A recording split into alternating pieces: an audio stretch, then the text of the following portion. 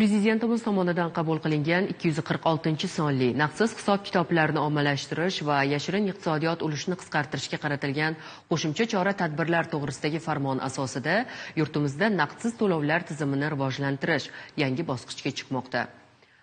Ushbu hujjat aholiga ko'rsatilayotgan moliyaviy xizmatlarni yanada qulay va zamonaviy shaklga olib chiqishni nazarda tutadi.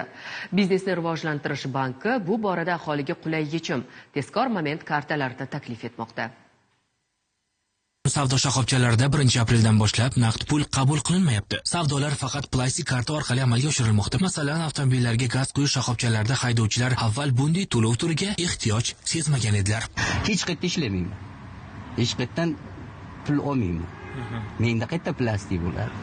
Mana shu muammo fuqaroni o'ylantirdi. Avtomobiliga gaz to'ldirmas ekan, harakatlanishdan to'xtashi mumkin. Bankka borib plastik karta ochirishi uchun taxminan 2 kun vaqt sarflaydi. Manzilda tasvirga olish chog'imiz karta bilan bog'liq yana bir fuqaro o'z dardini aytib qoldi. 3-zapravkaga kartam qo'yilgan, shu uchun chiqarishgan ekan. Biroq Biznesni rivojlantirish banki mana shu kabi fuqarolarning muammolariga yechim qildi. Har bir gaz quyish shoxobchalarida bank xodimlari ajratildi. Ular uchun manzilni o'zida bank kartalarini taqdim etdilar. Yonida kartasi bo'lmagan taqdirda, lekin naqd puli bor.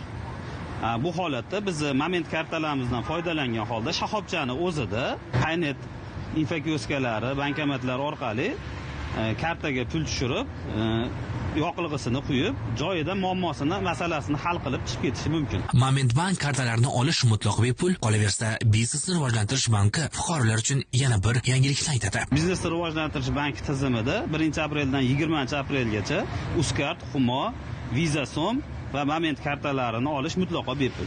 Ahror Ziyodov, Zafar Ismoilov, Zamoy Farmatson tahliliy dasturchini Farg'onadan.